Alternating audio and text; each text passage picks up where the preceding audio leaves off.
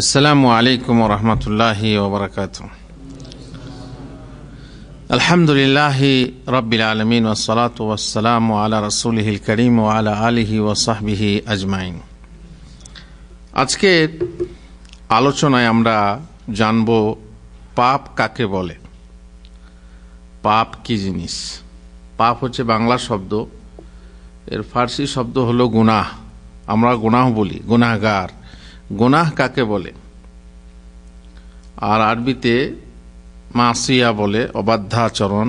Jumbo বলে, তার মানে গুনাহ। খাতা, খাতা মানে হচ্ছে ভুল, এবং সেটাও হচ্ছে ভুল করা মানে পাপ করা। ইচ্ছাকৃত ভুল করলে সে পাপ হয়। এই পাপ কাকে বলে?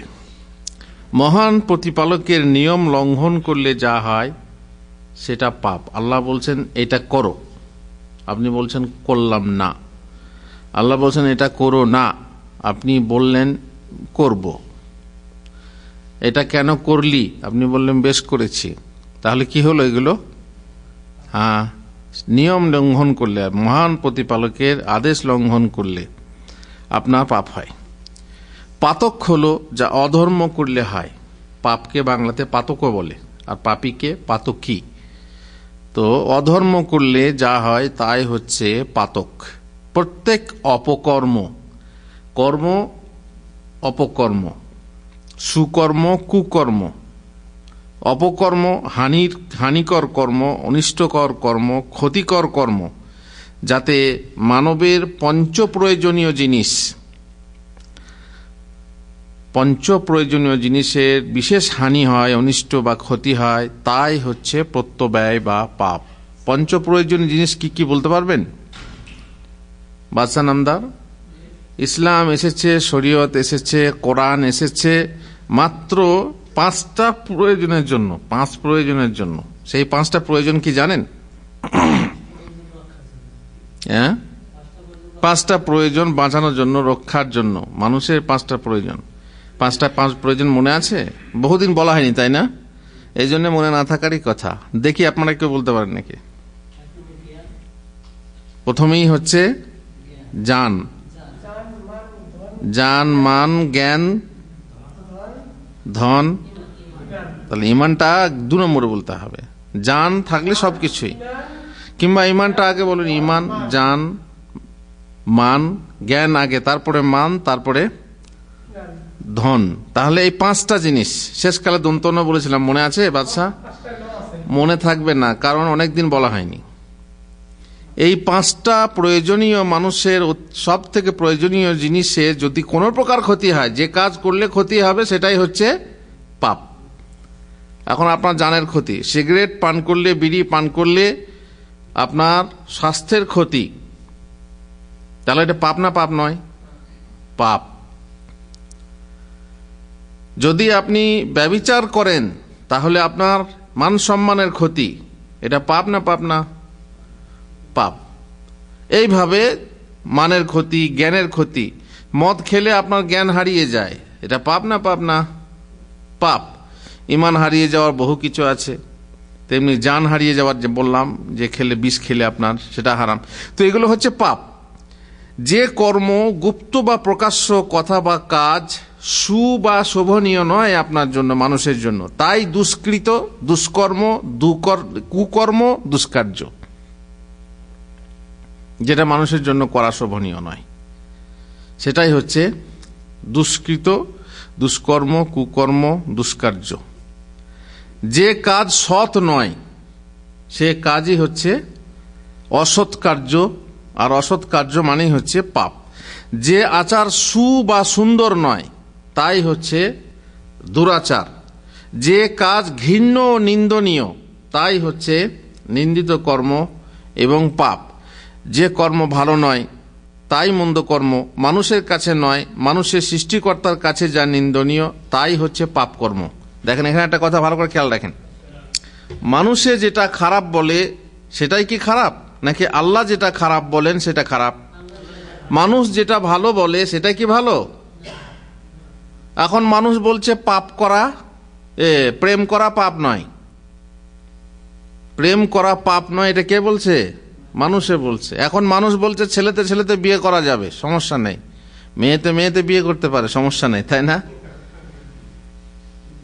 এটা কি পাপ না পাপ না? মানুষে বলছে গোহত্যা মহাপাপ। গোহত্যা মহাপাপ কি না?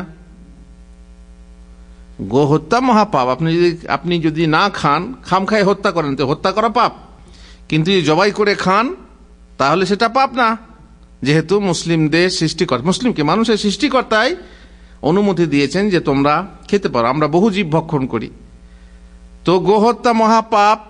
শুধু খামখা যদি হত্যা করে ফেলে দিই তাহলে নিশ্চয়ই মহাপাপ, কিন্তু জবাই করে যদি যেভাবে নিয়মে খেতে হয়, মাংস খাওয়া যায় হালাল, সেই রকমই যেমন খাসি, যেমন ছাগল খাওয়া যায়, তেমনি গরুও খাওয়া যায়। তো আমাদের কাছে পাপ না, কিন্তু বহু মানুষের কাছে মহাপাপ।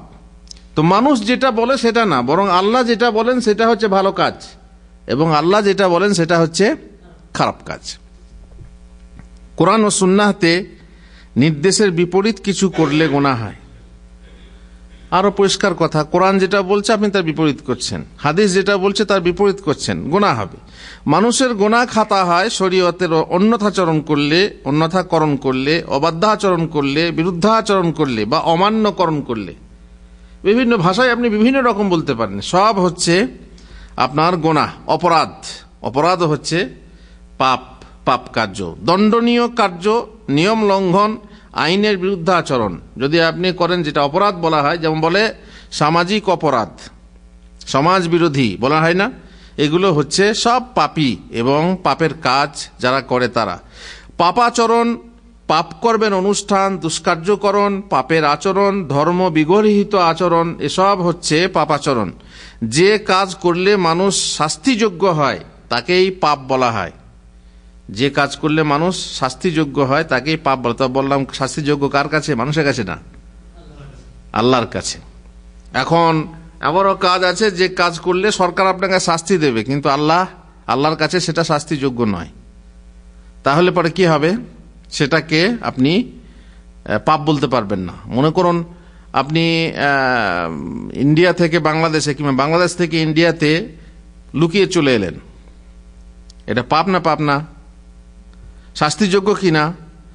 দেশের লোক, দেশের নেতারা আপনাকে শাস্তি দেবে, কিন্তু আল্লাহ শাস্তি দেবে না। যেখানে আপনার সুবিধা হয়, সারা বিশ্বে, সারা পৃথিবীতে আপনি যে কোনো জায়গায় গিয়ে বাস করতে পারেন, এটা আল্লাহর পক্ষ থেকে অনুমতি। তবে হ্যাঁ, যে সরকার আপনার মুসলিম সরকার হয় তার বিরোধিতা করলে পরে সেটা পাপ হবে, এটা জানা আছে। শরীয়ত সুস্থ প্রকৃতির মতে যা বর্জন করা আবশ্যক তা সম্পাদন করার নাম হচ্ছে পাপ। যদি কোনো সুস্থ মস্তিষ্কের লোক বলেন না এই কাজটা ঠিক না, তাহলে জানতে হবে সেটা হচ্ছে পাপ। আর শরীয়ত বলে তো কোনো ব্যাপারই নেই। শরীয়তে যে কাজের শাস্তি ইহকালে ও পরকালে নির্ধারিত হয়েছে তা করাই পাপ। শরীয়তে বলা হয়েছে যে এই কাজ করলে এর শাস্তি হচ্ছে দুনিয়াতে এই। যেমন যদি কেউ ব্যভিচার করে, শাস্তি কি? যদি কেউ ব্যভিচার করে তার শাস্তি কি? বিবাহিত অবস্থায় ব্যভিচার করলে তাকে দুনিয়া ছেড়ে চলে যেতে হবে, হত্যা, তার নিয়ম বিভিন্ন রকম আছে। আর অবিবাহিত অবস্থায় যদি কেউ ব্যভিচার করে তাহলে 80 চাবু বলছে। তাহলে আর কবে শিখবেন কবে? 100 চাবুক লাগানো হবে, তাই না? আর 1 বছর তাকে দেশান্তর করা হবে। শরীয়তে যে কাজের শাস্তি বলা হয়েছে ইহকালে ও পরকালে নির্ধারিত হয়েছে। পরকালে বলা হয়েছে যে কেউ ব্যভিচার করবে তাকে কিয়ামতের কি বলে আপনার মধ্য জগতে, কিয়ামতে না, মধ্য জগতেই তাকে কিসে রাখা হবে? জাহান্নামের চুল্লিতে, একটা আগুনের চুল্লিতে রাখা হবে। সেই চুল্লিতে তারা উলঙ্গ অবস্থায় ওঠানামা করবে, তাহলে এটা পাপ। তারপর খুনের বদলে খুন, বিভিন্ন যে আইনগুলো আছে। তারপর ধরুন কেউ অপবাদ দিলে পরে তাকে 80 চাবুক লাগাও, দুনিয়াতে শাস্তি এবং পরকালে শাস্তির কথা আছে, সেগুলো হচ্ছে পাপ। যে কাজ মহান প্রতিপালক করতে নিষেধ করেছেন তা করা এবং যা করতে আদেশ করেছেন তা না করাই হচ্ছে অপরাধ ও পাপ। যে কাজ করার ফলে জাহান্নাম যেতে হবে, অথবা আল্লাহর গজব আসবে ও শাস্তি আসবে, অথবা তার অভিশাপ আসবে, অথবা তার রাসূল সাল্লাল্লাহু আলাইহি ওয়াসাল্লাম বা মানুষ সে অভিশাপ দেয়, তাই হচ্ছে গুনার কাজ। বলা হয়েছে যে যে মেয়ে পুরুষের বেশ ধারণ করে সে অভিশপ্তা, আর যে পুরুষ কোনো মেয়ের বা মহিলার বেশ ধারণ করে সে হচ্ছে অভিশপ্ত। তাহলে তার মানে কি, এটা পাপ না পাপ না? পাপ। যেহেতু অভিশপ্ত মানেই হচ্ছে তারা পাপ কাজ করে। যে কাজ সমাজ বিরোধী অথবা দিন বিরোধী সে কাজ করায় অপরাধ ও পাপ। শরীয়তে যা হারাম তা করলেই পাপ ও গুনাহ হয় প্রত্যেক সেই। আর এখানে একটা কথা বলা হবে, শরীয়তে যা ওয়াজিব বা ফরজ তা ত্যাগ করলে গুনাহ বা পাপ হয়। প্রত্যেক সেই কাজ যা শালীনতা, ভদ্রতা, সচ্চরিত্রতার বিপরীত তাই হচ্ছে পাপ কাজ। কোরআন ও সুন্নাহর স্পষ্ট উক্তিতে যে কাজের উপর শাস্তির হুমকি বা ধমক দেওয়া হয়েছে সে কাজই হচ্ছে পাপ কাজ। যে কাজ করার ফলে কাফারা দিতে হয় অথবা প্রায়শ্চিত্ত করতে হয় সে কাজ হচ্ছে পাপ কাজ। বউকে যদি মা বলেন, এটা পাপ না পাপ না? পাপ। তো মাটাকে আবার বউ বানানো যাবে কি করে? ব্যবস্থা আছে নাকি? কাফারা লাগবে। আল্লাহর কসম করে বলছি, আজকে সারওয়ারের হাতে রান্না খাবো না, আজকে সারওয়ারের খিচুড়ি খাবো না, আল্লাহর কসম করে বলছি। এবার তারপরে চলে গেলেন, সঙ্গে খেয়ে নিলেন, পাপ হলো না? হলো না। কেন? কারণ তার শাস্তি আছে। কি? খাওয়াটা হালাল করতে গেলে কি করতে হবে? কাফারা দিতে হবে। বাদশাহ নামদার আজকে চুপচাপ কেন, কথাই বলে না? অতএব এটা পাপ। যার কাফারা আছে তা সেটা হচ্ছে পাপ, প্রায়শ্চিত্ত করতে হয়, কাফারা দিতে হয়, সে পাপ। প্রতিপালকের আদেশ নিষেধের বৈপরীত্য করার নাম হচ্ছে পাপাচরণ। স্বেচ্ছায় অবাধ্যাচরণ করা অপরাধ ও পাপ। শরীয়ত বিরোধী কিছু করার নামই হলো পাপ। যে কাজ করলে বা যে কথা বললে মানুষকে তার প্রতিপালক থেকে দূরে সরিয়ে দেয় সেই কাজই হচ্ছে পাপ কাজ। যে মানুষ জানে এ কাজ পাপ কাজ, অতঃপর জেনে শুনে কোনো প্রলোভনে, স্বার্থে ও তৃপ্তি লাভের মানুষে তা স্বেচ্ছায় করে সে মানুষও পাপী মানুষ। এমন এক কাজ যে কাজ করতে মনে সন্দেহ হয়, যে কাজ করতে পাপবোধ হয়, যেটা ঠিক হচ্ছে না, পাপবোধ হচ্ছে মনে মনে। যে কাজ করতে গোপনীয়তা অবলম্বন করতে মন চায়, লোকের সামনে করব না, লুকিয়ে করব, মানে লোককে দেখিয়ে করতে লজ্জা হয়। তবে এমনও বৈধ কাজ আছে যেটা লোকের সামনে করতে লজ্জা হয়, যেমন স্বামী স্ত্রীর ব্যাপার, সেটা আলাদা কথা। কিন্তু এমনও বহু কাজ আছে যে কাজ আপনার প্রকাশ্যে করলে পরে লোক চক্ষে সেটা খারাপ দেখায়, নিন্দা দেখায়, আপনি গোপন করতে চান নিজেকে, সেটা হচ্ছে পাপ কাজ। যে করা উচিত হচ্ছে না ভেবে মনে যে খটকা দেয়, মনে খটকা দেয়, এটা বোধহয় ঠিক হচ্ছে না, আপনি করছেন বটে কিন্তু মনে খটকা জাগছে, এটা হচ্ছে পাপ কাজ। রাসূলুল্লাহ সাল্লাল্লাহু আলাইহি ওয়াসাল্লাম বলেছেন, আল বিররু হুসনুল খুলুক ওয়াল ইসমু মা হাকা ফি নাফসিক ওয়া কারিহতা আন ইয়াত্তালিআ আলাইহিন নাস। পুণ্যবত্তা হলো সচ্চরিত্রতার নাম। সুন্দর চরিত্র, আপনাকে যদি লোকে সচ্চরিত্র বলে, সচ্চরিত্রবান বলে, তাহলে আপনার সেটা হচ্ছে পুণ্যবত্তা। আর পাপ হলো তাই যা তোমার অন্তরে সন্দেহ সৃষ্টি করে এবং তা লোকে জেনে ফেলুক এই কথা তুমি অপছন্দ করো। তুমি চাও না যে লোকে এটা জেনে ফেলুক, জানবেন, সেটাই হচ্ছে পাপ। এমনকি সন্দেহ জাগার পর কোনো মুফতিকে জিজ্ঞাসা করে জানা গেল তা করা বৈধ। মনে করুন কোনো একটা বিষয়ে আপনি জানলেন, মুফতিকে জিজ্ঞেস করলেন, বলে হ্যাঁ এটা বৈধ, পরেও সে কাজ করতে মনে সায় দেয় না, মন চায় না করতে, সে কাজ করলে বিবেকে কামড় দেয়, সে কাজ করে মনে শান্তি পাওয়া যায় না, স্বস্তি পাওয়া যায় না, অথচ ফতোয়া আছে কি করা যায়, বরং তাতে উদ্বেগ সৃষ্টি হয়, সে কাজ জানতে হবে করা ঠিক হচ্ছে না পাপ হচ্ছে, যদিও আপনি ফতোয়া পেয়েছেন। এটা কেন? এটা রাসূল হাদিসের কথা। ওয়াবিস সাহেব বলেন, আমি আল্লাহ রাসূল সাল্লাল্লাহু আলাইহি ওয়াসাল্লাম এলাম, অতঃপর তিনি বললেন, তুমি পুণ্যের ব্যাপারে জিজ্ঞাসা করতে এসেছো? আমি বললাম জি হ্যাঁ। তিনি বললেন, আল বিররু মাতমান্নাত ইলাইহি নাফসু ওয়া তামান্না ইলাইহি আল কলবু ওয়াল ইসমু ওয়া তারাদ্দাদা ফি সাদরি ওয়া ইন আফতাকা নাসু ওয়া আফতাউক। তুমি তোমার অন্তরকে ফতোয়া জিজ্ঞেস করো। মানুষের কাছে মুফতিদের কাছে ফতোয়া নিয়েছো, কিন্তু অন্তরকে জিজ্ঞাসা করে নাও যে আসলে এটা ঠিক কিনা। কারণ অনেক এটা কখন হয়, যখন ওই মুফতি বললো জায়েজ, ওই মুফতি বললো না জায়েজ। ও মুফতি বলল চেহারা খোলা, মেয়েদের পর্দার সময় চেহারা খোলা জায়েজ, আর ও মুফতি বলল না, চেহারা ঢাকা হচ্ছে ওয়াজিব। এবারে কোনটা মানবেন? আপনার সুবিধা মতো চেহারা ঢাকা ঝামেলা আছে, কিন্তু আপনার মন বলছে যে এই চেহারাটাই হচ্ছে মেন সৌন্দর্যের জায়গা। মেয়েটা সুন্দরী না অসুন্দরী পা দেখে বলা হয় না চেহারা দেখে বলা হয়? তো এটা যদি ঢাকা না হয় তা লাভটা কি? আর এতেই আছে চোখ, চোখাচোখি, মন চুরি করে এই চোখে। এই চোখে আর আছে কি? ঠোঁট। মিষ্টি হাসি দিলে পরে তাতেই হাসে ফাঁসি, হেসেছ কি ফেসেছ। তাহলে চেহারা যদি ঢাকা না হয় তাহলে আর পর্দার কি লাভ? মন ছাই দিচ্ছে না। সুতরাং এটাই জানতে হবে যে আমি মুখটা খুলে রাখছি, এটা কি?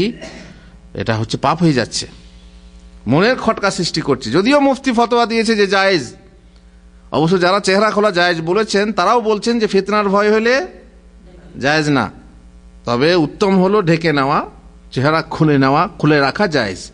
কিন্তু আপনি মেয়ে হয়ে যদি আপনি এটা ভাবেন যে আমি চেহারাটা খুলে রাখলাম, ছেলেটা ভ্যালভ্যাল করে তাকিয়ে থাকবে না থাকবে না, চোখাচোখি হবে না হবে না, তাতে যদি একটু মিষ্টি হাসি হয়ে যায়, লাল ঠোঁটে গোলাপের মতো লাল ঠোঁটে যদি মিষ্টি হাসি হয়ে যায় তো বাস ফাঁসি এসে যাবে। তো এটাই বোঝা যাচ্ছে যে মনের ভেতরে খটকা সৃষ্টি করছে যে এটা ঠিক হচ্ছে না। সুতরাং তুমি সেটা করো না, কারণ সেটা হতে পারে পাপ। পুণ্য হলো তাই যার প্রতি তোমার মন প্রশান্ত হয়, যেটা করে মনে শান্তি পাওয়া যায় এবং অন্তর পরিতৃপ্ত হয়। আর পাপ হলো তাই যা মনে খটকা সৃষ্টি করে এবং অন্তর সন্দিহান হয়, সন্দেহ, তাই তো করলাম, ঠিক হলো কি না জানি না। যদিও লোকেরা তোমাকে তার বৈধ হওয়ার ব্যাপারে ফতোয়া দিয়ে থাকে, এটা আপনার হৃদয়কে ফতোয়া দেখছেন। এই জন্য অনেকে মানুষ হয়রান হয়ে যায়, কি করব হুজুর, এক বলছে, ও একরকম বলছে, ও একরকম, আমরা যাবো কোথায়? তো যাবে কোথায়? তোমাকে বাঁচতে চাও, আল্লাহর কাছে বাঁচতে চাও, তাহলে কি করো? হয়রান কেন হবে? মনকে জিজ্ঞেস করো কারটা মানবো, একটা মেনে নাও যেটা মনে করবে যে হ্যাঁ ওনারটাই ঠিক। আমাকে আজকেই একজন জিজ্ঞেস করলো ফেসবুকে, কি বলে আপনার হোয়াটসঅ্যাপে, যে আপনি বলছেন যে ফরজ নামাজের পর হাত তুলে মোনাজাত বিদাত, কোনো রকমের মোনাজাত করা যাবে না, কিন্তু ফরমায়েশি দোয়া করা অনেক হুজুর বলছেন, বড় বড় হুজুররা বলছেন জায়েজ। তো ঠিক আছে, আমি না জায়েজ বলছি, একজন জায়েজ বলছে। আপনার সৌদি আরবেই দেখেন বিভিন্ন মুফতি আছেন, ইবনে বাজ, ইবনে আল্লামা আলবানী একদিকে আছেন, তিনি সৌদি না হলেও বড় আলেম, বড় মুহাদ্দিস, ইবনে উসাইমিন, ইবনে জিবরিন, সালেহ আল হায়দান, এরা বড় বড় আলেম সব। কিন্তু কোন কোন ফতোয়াতে বিভিন্ন রকমের মত পাওয়া যায়, তাই না? বিভিন্ন রকমের মত পাওয়া যায়। তো সেই ক্ষেত্রে আমরা কোথায় যাব, আমরা কোথায় যাব? আরে পেরেশান কেন হচ্ছ? তুমি কি চাও বলো, বাঁচতে চাও? তার বাঁচার পথ হচ্ছে কি? এদের মধ্যে যাকে তুমি বড় মনে করো, যার হ্যাঁ নিজের মনের মতো হলো সেটা মেনে নিলাম, মনঃপুত হলো সেটা মানলাম, তা নয়, বরং কোনটা মানতে হবে? একজন বলছে ব্যাংকে সুদ হালাল, আর একজন বলছে ব্যাংকে সুদ হারাম, কোনটা মানবেন? হালাল তো মানে অনেক টাকা তো ছাড়া মুশকিল, এইটা সুবিধা আছে, চলো এটা মান না। বরং যে হারাম বলছে তার দলিল কি, আর যে হালাল বলছে তার দলিল কি, এর যুক্তি কি, ওর যুক্তি কি, এটা মনকে জিজ্ঞাসা করো, বিবেককে জিজ্ঞাসা করো, দিয়ে তুই ফয়সালা না। এ নয় যে যাক টাকাগুলো বেঁচে গেল আমার, যে আপসে আতা হয় আনে দো, তো মজার জিনিস, তাই না? দিয়ে আপনি ওই ফতোয়াটা নিলেন যে ব্যাংকে সুদ হালাল বলছে, ওটা ব্যাংক নয়, ওটা সুদ নয়, ওটা লভ্যাংশ হুজুর। কিন্তু না, মনকে জিজ্ঞাসা করো, মনকে জিজ্ঞাসা করে দেখো যে এর যুক্তিটা ঠিক না ওর যুক্তি। যার যুক্তি ঠিক, যার দলিল পরিপুষ্ট, যার দলিল বলিষ্ঠ, তারটাকে মানতে হবে, তাই না? ফাবাশশির ইবাদাল্লাযীনা ইসতামিউনাল কাওলা ফায়াত্তাবিউনা আহসানা, হাসান না আহসান, যার কথা সব থেকে ভালো হবে সেটা মেনে নাও, তাহলে তুমি হচ্ছ জ্ঞানী। উলাইকাল্লাযীনা হাদাহুমুল্লাহ, তুমি হেদায়েত পাবে, ওয়া উলাইকা হুম উলুল আলবাব, তুমি জ্ঞানী মানুষ। আর অজ্ঞান হবে তারা যারা ইচ্ছা মতো করবে, এতগুলো ফতোয়া, চল একটা যেটা সুবিধা সেটা মান, সুবিধাবাদ জিন্দাবাদ, না এরকম না, যারটা আপনার বিবেকে।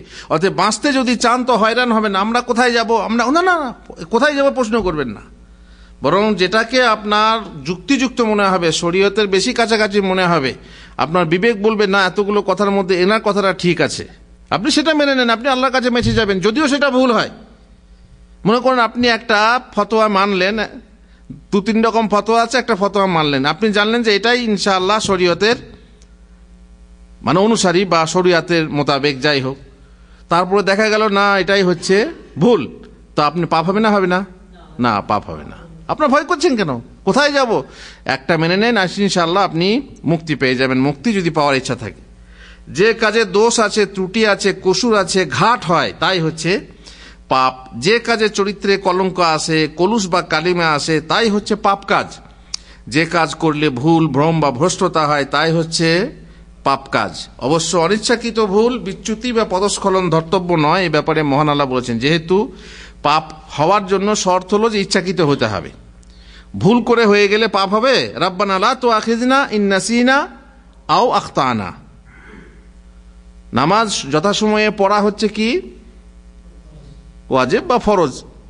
আপনি ঘুমিয়ে গেলেন, যে আসরের সময় হয়ে গেল, জোহরের নামাজটা পড়া হলো না, পাপ হবে না। আপনি ভুলে গেছেন, কোনো একটা কাজে, এমন কাজে ফেঁসে গেছেন, জোহরের নামাজটাই পড়তে আপনি, বেশিরভাগ এশার নামাজ পড়ার সময় হয়, জামাত ছুটে গেলে তারপর আচ্ছা পড়ে নেবো, জামাত চান্স হলো না, তারপর বাড়িতে গিয়ে ছেলে মেয়ের সাথে ঘোরাফেরা, খাওয়া দাওয়া করতে করতে ঘুমিয়ে গেলেন। ফজর সময়, হ্যাঁ কালকে এশার নামাজ পড়া হয়নি। গোনা হয়েছে না হয়নি? কেন হয়নি? আমি ভুলে গেছি। তখন আল্লাহ শরীয়তের নির্দেশ হলো, যখনই মনে পড়বে তখনই আদায় করে নাও। ভুল করে যদি কোনো পাপ করা হয়, সেটা পাপ না। যেমন বলেছিলাম আপনাদেরকে, নিয়তের ব্যাপারে বলেছিলাম যে বাসের ডান্ডা ধরতে গেলেন, হাতটা লেগে গেল কোথায়? এক মহিলার গায়ে লেগে গেল, পাপ হবে? কেন? আপনার ইচ্ছা ছিল না ওখানে ধরার ইচ্ছা ছিল কোথায়? বাসের ডান্ডা, কিন্তু বাই চান্স হয়ে গেছে। আল্লাহ কি ধরবেন? না, আল্লাহ ধরবেন না। এই হলো যে ভুল করে ধরবেন না আল্লাহ তাআলা বলছেন, লা ইউআখিযুকুমুল্লাহু বিল্লাগওয়ি ফি আইমানিকুম ওয়ালাকিন ইউআখিযুকুম বিমা কাসাবাত কুলুবুকুম আল্লাহু গাফুরুন হালিম। তোমরা অর্থহীন শপথের জন্য আল্লাহ তোমাদেরকে দায়ী করবেন না। হ্যাঁ, হ্যালো, ফি মুদির ফি লা ওয়াল্লাহি মাফি। এখানে কি কসম করা দরকার ছিল? আপনি কসম করলেন, কোথায় করলেন? ওয়াল্লাহি বলে। ওয়াল্লাহি কখন বলা হয়? যখন বিশ্বাস না করে। আপনি হঠাৎ করে ফি মুদির মাফি মুদির বললেই হয়, কিন্তু লা ওয়াল্লাহি মাফি মানে তাকিদ দিয়ে বলতে যান। তাহলে এইখানে যে কসমটা করলেন, এর কি কাফারা আছে? না, কারণ এটা অনিচ্ছাকৃত হয়ে যায়। এটা অনিচ্ছাকৃত কথার ইডিয়ম, কথার বাগধারা হিসাবে ওটা ওয়াল্লাহি বিল্লাহি এদের কথা অভ্যাসগতভাবে বেরিয়ে আসে। আল্লাহ তাআলা বলছেন, লা ইউআখিযুকুমুল্লাহু বিল্লাগওয়ি ফি আইমানিকুম। এগুলো হচ্ছে অর্থহীন শপথ, কসম, অতএব আল্লাহ এগুলো ধরবেন না। কিন্তু তিনি তোমাদের অন্তরের সংকল্পের জন্য দায়ী করবেন। যেটা আপনি সত্যি করে কসম, মানে অন্তরের সংকল্প দিয়ে কসম করছেন, সেটার জন্য দায়ী করবেন।